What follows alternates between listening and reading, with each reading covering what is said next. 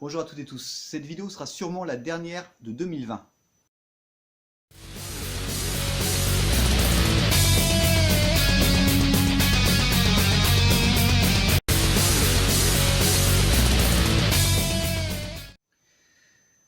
Je pense que je sortirai cette vidéo juste à temps avant les fêtes de Noël.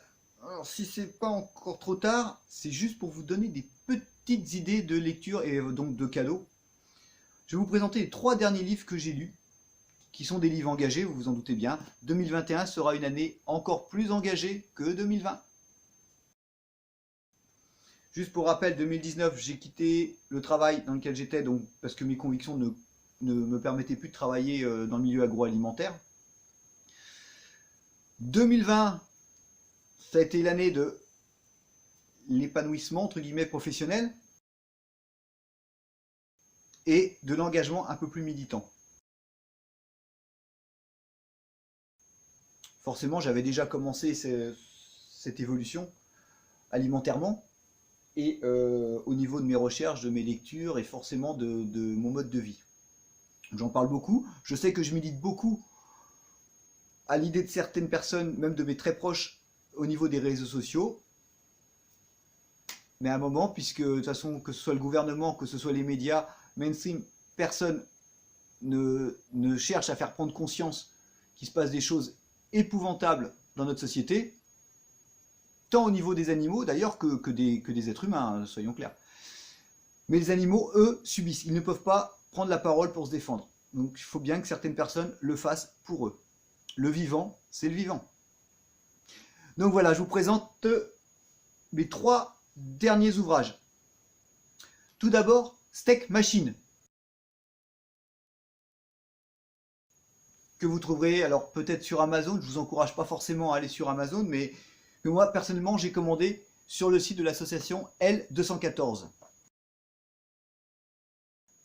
Donc association que tout le monde connaît, j'ai envie de dire probablement au niveau mondial, mais qui a une incidence et une influence énorme en France et dans les pays francophones, puisqu'ils sont lanceurs d'alerte, ils dénoncent très régulièrement la maltraitance animale, le soi-disant bien-être dans les élevages. Expliquez-moi le lien entre bien-être animal et abattage. Je ne vois pas. Donc ils sont spécialisés dans tout ce qui est élevage, donc pour dénoncer les dérives dans les élevages, pour dénoncer la violence faite aux animaux non humains, mais également la violence bien souvent faite aux hommes. Et ce livre, Steak Machine, de Geoffroy Le Guilcher, je pense que ça se prononce comme ça, désolé s'il m'entend et que j'écorche son nom, Le Guilcher, est un super exemple de la maltraitance, évidemment, envers les animaux, mais également de la maltraitance et des conditions de vie des personnes qui travaillent en agroalimentaire et notamment dans les abattoirs. Donc, Steak Machine. Je vous lis rapidement le 4e de couverture. Un CV imaginaire, une fausse identité et un crâne rasé. Steak Machine est le récit d'une infiltration totale de 40 jours dans un abattoir industriel en Bretagne. Le nom de l'abattoir en question n'est jamais nommé. Si vous me demandez dans la barre de commentaires, moi je vous dirai de quel abattoir il s'agit. Geoffroy Le Guilcher a partagé le quotidien des ouvriers, les giclées de sang dans les yeux, les doigts qui se bloquent et les défonces nocturnes. Un univers où, selon un collègue de l'abattoir, si tu ne te drogues pas, tu ne tiens pas. L'usine ciblée par le journaliste abat 2 millions d'animaux par an. Une cadence monstrueuse qui mène inéluctablement au traitement indigne des hommes et des animaux. Vous voyez, c'est exactement ce que je vous disais. Donc, vraiment une enquête, une immersion en profondeur durant un laps de temps important. Et on va se rendre compte qu'en fait, tout le monde est coupable, que ce soit les forces politiques, que ce soit les agences d'intérim, qui savent très bien ce qu'elles font, qui envoient les gens travailler pour des sommes dérisoires qui ne leur permettront absolument pas de survivre. Que ce soit évidemment les lobbies de l'agroalimentaire, les pseudo-ministres, enfin bref, c'est tout simplement quelque chose qu'il faut dénoncer à tout niveau. Et ce livre vous permettra de vous faire une idée des réelles conditions d'exploitation de l'homme et bien évidemment des animaux. Steak Machine, vraiment, je vous le recommande, ça coûte 12 balles. C'est ouais, c'est vraiment un bouquin qui est très très intéressant, qui se lit en fait comme si on discutait avec un copain, quoi. Hein, concrètement, c'est ça, c'est vraiment un partage au quotidien. Vraiment un livre super sympa dans la forme. Après, dans le fond, c'est catastrophique, quoi. Steak Machine. Deuxième livre que je vais vous présenter, donc l'avant-dernier que j'ai lu, c'est le livre de Paul Watson. Donc Paul Watson, c'est un des cofondateurs de Greenpeace qui a quitté l'organisation Greenpeace parce qu'on lui reprochait des méthodes un petit peu trop brutales. Il faut savoir qu'ensuite Paul Watson a fondé Sea Shepherd, d'accord, les bergers de l'océan, qui est une ONG qui lutte principalement pour la sauvegarde de la faune, de la flore maritime, d'accord, la sauvegarde et la préservation des océans. Donc ils sont très médiatisés, Sea Shepherd, notamment pour leurs actions à l'encontre des pêcheurs ou des chasseurs de globicéphales dans les mers du Nord de l'Arctique. Paul Watson, il est comparé à un pirate.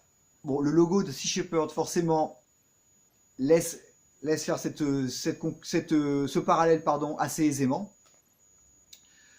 Donc là encore, dans ce manuel qui est préfacé par Laëlia Essemlali, donc la présidente de Sea Shepherd France, que j'espère pouvoir accueillir sur ma commune pour une conférence. Ça, je vous en parlerai beaucoup plus tard. Donc c'est un livre qui brise les mythes, d'accord, qui démonte un par un les arguments des pseudo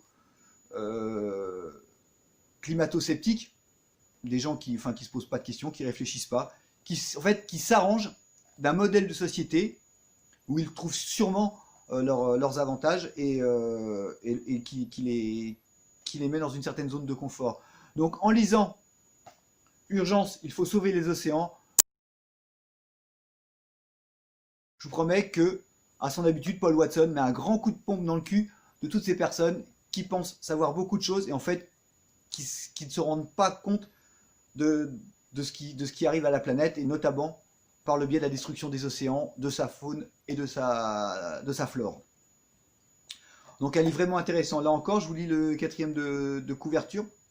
Parce que l'eau est le sang de la planète, et parce qu'il y a urgence, le capitaine Paul Watson signe un nouveau manifeste coup de poing pour la sauvegarde des océans.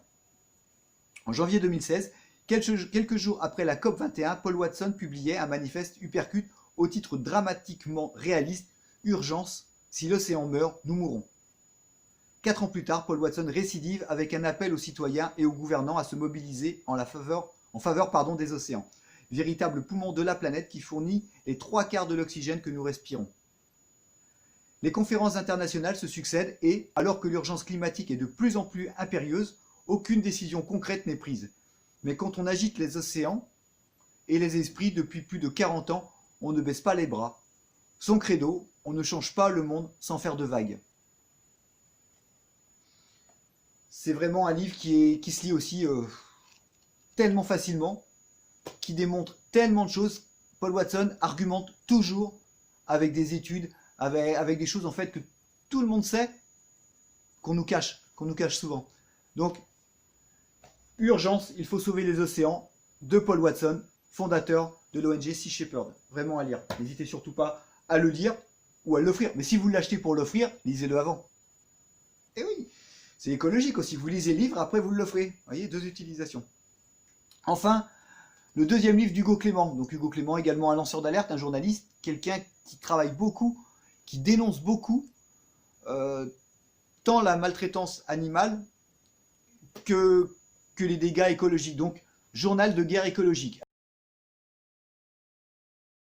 Alors, c'est un titre forcément très coup de poing, mais c'est vraiment très bien. Hugo Clément, juste pour info, anime une émission alors qui s'est arrêtée là sur cette fin d'année et qui reprendra en début d'année, je crois, sur France 2, et qui a l'avantage en fait de dénoncer.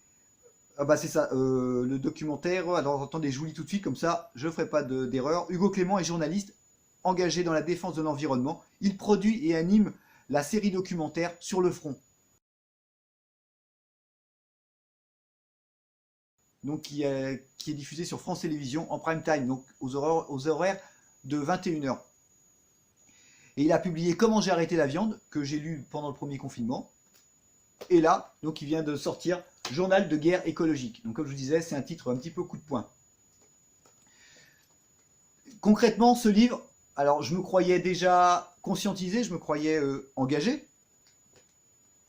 Je suis engagé, ça y est, pas de souci. Hein. Je ne le suis pas plus depuis la lecture de ce livre, mais je pensais faire les choses bien au niveau écologique.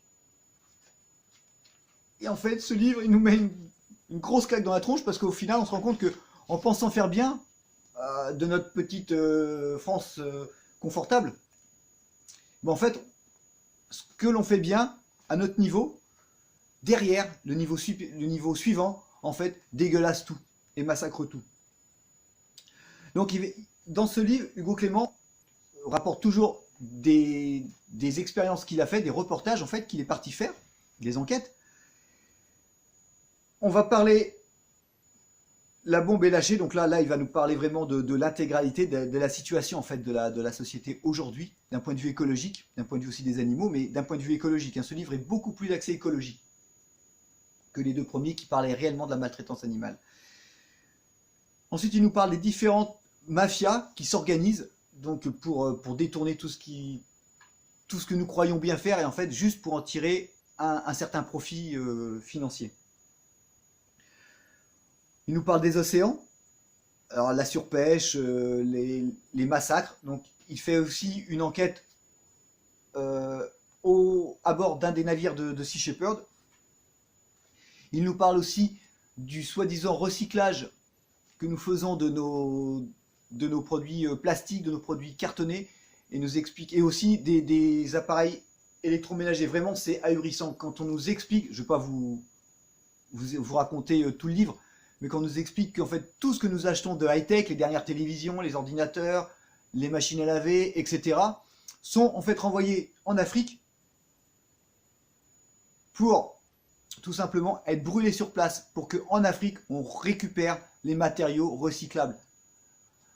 Je vous promets, c'est expliqué d'une telle manière que on se dit en fait, nous on croit bien faire à notre niveau, et c'est tout ce qu'on a en fait à notre niveau pour recycler. Donc c'est ce qu'il faut qu'on fasse, il faut qu'on continue à le faire. Maintenant, il faut réellement que nos dirigeants posent les bonnes questions envers les sociétés qui recyclent. C'est juste une mafia, c'est hallucinant. Il nous parle aussi, alors ça m'a aussi choqué parce que je pensais faire bien, vous voyez, au niveau du chauffage, les énergies recyclables. Donc à titre personnel, je pense que le nucléaire, on ne peut pas en sortir aujourd'hui. Alors beaucoup d'écologistes nous disent qu'il faut arrêter le nucléaire. Aujourd'hui, c'est pas possible. Hein, on va vers la voiture électrique, on va vers encore plus de consommation d'électricité. Et aujourd'hui, on n'a aucune énergie renouvelable qui nous permettrait de produire autant de nucléaire. Il faut des nouvelles centrales nucléaires, mais on ne peut pas s'en passer. Il va falloir diminuer notre part de nucléaire, mais l'arrêter du jour au lendemain, c'est juste pas possible, c'est électoraliste. Je le pense sincèrement, même si, à titre personnel, vous le savez, j'en ai déjà parlé dans certaines vidéos, mon électricité est 100% verte. Je suis chez Enercop et non pas chez Engie, qui est une vaste fumisterie, ou chez EDF, qui lui ne cache rien, n'investit pas, mais ne cache pas en fait son électricité nucléaire à 100%. Donc, autrement, on nous parle en France de fournisseurs de bois certifiés écologiques, et en fait, on y apprend tout simplement que quand c'est pseudo-certification écologique, donc un arbre coupé, un arbre planté, mais il faut savoir que bien souvent, c'est un arbre qui a 150 ans, donc peut-être un chêne, peut-être un hêtre, enfin je suis pas spécialisé, hein, mais un arbre très vieux qui absorbe beaucoup de CO2 et qui va le stocker. Donc en fait, ce CO2 ne sera relâché qu'à partir du moment où l'arbre sera détruit, donc principalement brûlé, ou alors simplement assemblé en meubles. Mais tant que le bois n'est pas brûlé, le CO2 n'est pas relâché dans l'air. Donc pensez qu'un arbre de 150 ans a une capacité d'absorption du CO2 énorme, et que quand on plante un arbre, il va falloir attendre peut-être 100 ans avant que cette capacité soit reproduite. Donc vous voyez en fait, oui, on arrache un arbre, on en replante un dans la logique 1 pour 1, mais la réalité est tout autre. C'est-à-dire qu'un arbre centenaire qui lui est un réel soutien au poumon qu'est la nature, en replantant un arbre même un petit arbre, déjà, vous voyez, pas une graine, un arbre, les conséquences ne sont absolument pas les mêmes en termes d'absorption de CO2. Donc forcément, au niveau des gaz à effet de serre, ça n'a strictement rien à voir. D'autant plus que, comme Hugo Clément nous l'explique, dans certaines régions de France, on abat des forêts, de vieilles forêts. Ça m'a fait penser au Seigneur des Anneaux, en fait, quand j'ai lu un petit peu, vous savez, avec les Ents, hein, les forêts magiques. Là. On abat des arbres donc centenaires, voire des fois pluricentenaires, pour planter en fait de la monoculture de sapins. Notamment, il nous parle des sapins Douglas, qui sont des sapins qui poussent très vite. Mais en fait, si vous vous intéressez un petit peu aux arbres, et je ne vais pas vous faire un exposé parce que je ne m'y connais pas assez, les sapins, quand il y a une forêt, une sapinière, il n'y a rien en dessous. Et apparemment, le sapin Douglas est réellement dans le sommet de la chaîne. En fait, c'est celui qui va éradiquer tout ce qu'il peut y avoir avec lui. Alors, son avantage, c'est qu'il pousse très vite. Donc, il va pouvoir être coupé, peut-être au lieu d'attendre 100 ans avant qu'il soit mature. En 40 ans, ce sera faisable. Et donc, c'est de nouveau un problème de rentabilité, c'est financier. On préfère éradiquer de vieilles forêts, plusieurs fois centenaires, pour planter des monocultures de sapins. Et tout au long du livre, Hugo Clément en fait démontre des choses. On se dit, oh, bah, on achète quelque chose qui, voilà, et on a planté un arbre, on va brûler un arbre dans notre cheminée. Alors, moi je sais que je vais être un peu long sur ce livre parce que ce livre m'a ouvert les yeux. En fait, j'en ai recommencé un autre de science-fiction, histoire de me vider un peu la tête. Et je vais relire ce livre parce qu'il est fantastique. Il faut savoir que le bois de chauffage, c'est là encore une fumisterie, ça ne chauffe rien, d'accord, par rapport à... Alors, c'est un peu plus écologique, ça rejette un petit peu de CO2, mais moindre que le fioul, que le charbon, bien sûr, hein, ça ne génère pas du tout la même chose. Bah, je parle du charbon, on parle aussi des mines de charbon en Australie. Lisez le livre, je ne vais pas aborder tous les sujets. Lisez le livre, il est vraiment fantastique. Je vous lis rapidement le 4e de couverture. Nous savons que l'humanité fait face au plus grand défi de son histoire. Nous savons que les écosystèmes dont nous dépendons menacent de s'écrouler. Nous savons qu'il y a urgence. Le doute n'est plus d'actualité. Et pourtant, pourtant c'est moi. Hein. Chaque jour, au coin de la rue ou de l'autre bout de la planète, un nouveau front s'ouvre.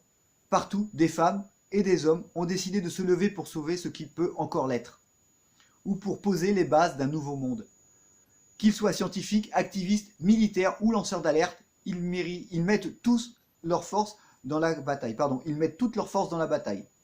Leur victoire sera la nôtre, leur défaite aussi. Allons renforcer leur rang. Unissons-nous pour faire basculer la balance du bon côté. Ensemble, nous pouvons remporter cette nouvelle guerre mondiale. Et ensuite, auprès de celles et ceux qui s'engagent sur le front de l'environnement, Hugo Clément dessine une carte écologique stratégique des actions à mener. La Terre restera-t-elle une planète habitable pour notre espèce? J'ai envie de dire pour notre espèce, c'est pas grave. Tel est l'enjeu de notre dernier combat. Et ce livre fait un magnifique écho au livre qu'avait publié Aurélien Barraud il y a en période du confinement précédent, peut-être juste avant. Moi je l'ai acheté et je l'ai lu aussi, là aussi pendant le premier confinement, le livre d'Aurélien Barraud.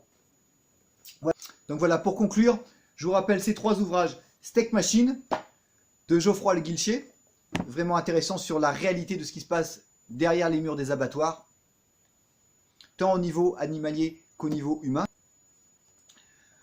Urgence, il faut sauver les océans, de Paul Watson, super bouquin. Et enfin, Journal d'une guerre écologique, d'Hugo Clément, donc journaliste, lanceur d'alerte, et tout et tout. 3 livres vraiment super. Après, si vous voulez en lire d'autres, le livre d'Aurélien Barraud, je ne sais plus le titre, le dernier défi de l'humanité ou quelque chose comme ça. Génial. Le premier livre d'Hugo Clément, Pourquoi j'ai arrêté de manger de la viande. Super. Et il y en a un tas d'autres. Si la vidéo vous a plu, moi je vous proposerai d'autres ouvrages que j'ai lus et qui sont vraiment de belles manières de s'ouvrir l'esprit et de comprendre vers où tend notre société, vers où tendent les industries, les lobbies et ce gouvernement de merde qui nous dirige. Qui? Je vais me faire censurer. Bon, sur ce, si cette vidéo vous a plu, vous me le mettez en barre de commentaires. Je vous invite à la liker, à la partager. Vous pouvez également vous abonner à la chaîne. Certains d'entre vous ne le sont pas encore, je le sais. s'il vous plaît, faites-le. Ça coûte rien, c'est gratuit. D'autres vidéos vont arriver très prochainement. 2021 devrait être chargé. Vous pouvez aussi me suivre sur Facebook, sur la page Forme for Health, Franck Prépa Physique, sur la page La Santé, Forme et Nutrition. Également sur Instagram où je parle un peu plus de nutrition végétale. Je vous partage également mes entraînements au quotidien ou avec mes clients. Et j'essaye aussi de faire un petit peu de militantisme. Donc je vous rappelle, 2021, soyez pas surpris, ce sera une année militante. Je vous souhaite de bonnes fêtes de fin d'année. Si j'arrive à passer cette vidéo avant Noël, avant le 1er de l'an, c'est sûr. Et je vous dis à très bientôt. Salut!